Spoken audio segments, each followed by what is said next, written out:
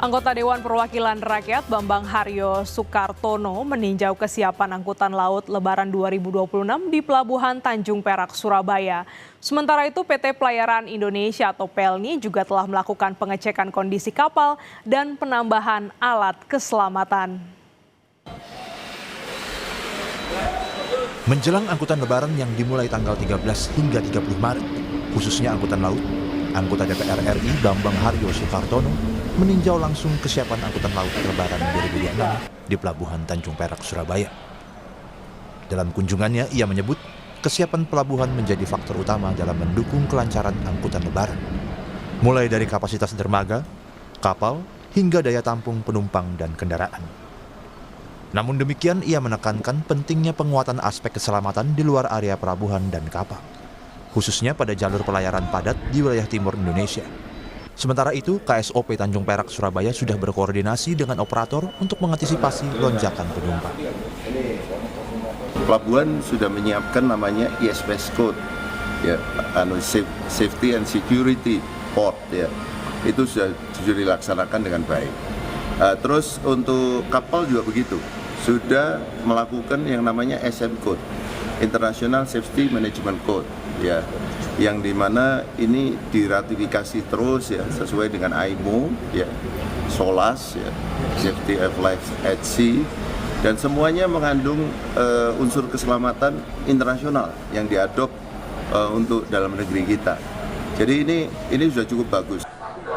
PT Pelayaran Indonesia (PELNI) memprediksi ada 34.000 penumpang mudik melalui Pelabuhan Tanjung Perak, Surabaya dari berbagai kota di Indonesia Tengah dan Timur, dan yang terbanyak dari Balikpapan. Ada 13 kapal PELNI akan singgah di Pelabuhan Tanjung Perak, Surabaya.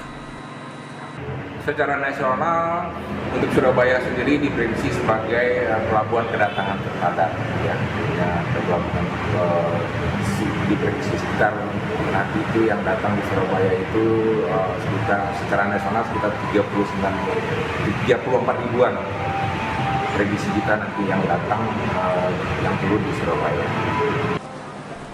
Menyambut angkutan Lebaran tahun 2026 ini, PT PELNI telah melakukan pengecekan kondisi kapal dan penambahan alat keselamatan. PT PELNI telah menyiapkan 25 kapal penumpang dan 1 kapal perintis. Tim Liputan Kompas TV, Surabaya, Jawa Timur. Lebih lengkap soal persiapan PT PELNI Surabaya dalam menghadapi gelombang mudik tahun 2026 di Pelabuhan Tanjung Perak akan kita bahas bersama Kepala Cabang PELNI Surabaya, Bapak Roni Abdullah. Selamat pagi, Pak Roni. Selamat pagi. Ya, ini jelang mudik 2026, bagaimana persiapan PT PELNI untuk armada? Seperti apa, Pak? Oke, untuk kesiapan armada tentunya kita mengecek kesiapan armadanya, melakukan rem cek terhadap kapal, ya, kesiapan alat-alat keselamatan, ya, kemudian tentunya untuk kesiapan operasional kapal ini tentunya termasuk juga support untuk operasional kapal seperti kesiapan bahan bakar dan kebutuhan kapal lainnya, Mbak. Itu yang kita lakukan untuk persiapan.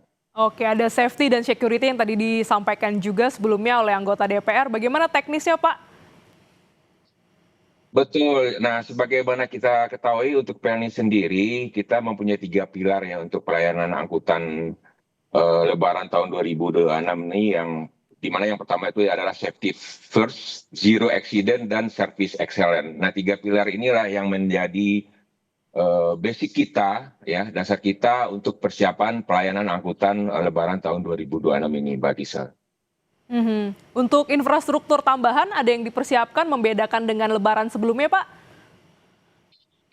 Ada infrastruktur tambahan, artinya prinsipnya kita memberikan kemudahan untuk calon penumpang yang mudik menggunakan kapal laut. Nah, infrastruktur yang kita maksud ini adalah yang pertama adalah yang itu infrastruktur untuk kesiapan IT di pelabuhan, ya, untuk proses boarding di DCS, ya.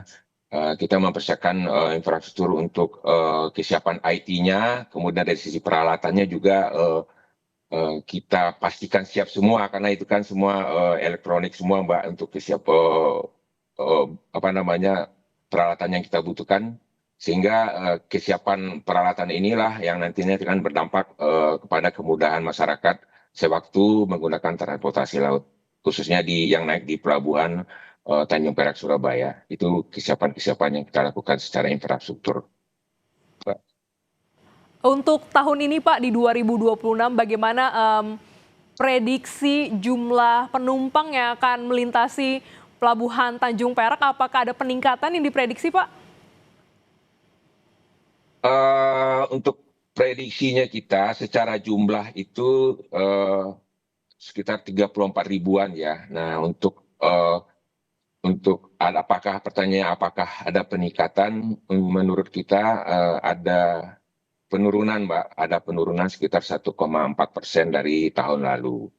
Nah, penurunan ini disebabkan berdasarkan prediksi kita ini ada penurunan disebabkan karena yang pertama dari sisi pengurangan jumlah dispensasi yang ada di tahun 2026, di mana di tahun 2025 itu kita bisa diberikan dispensasi sampai dengan 50% dari total kapasitas.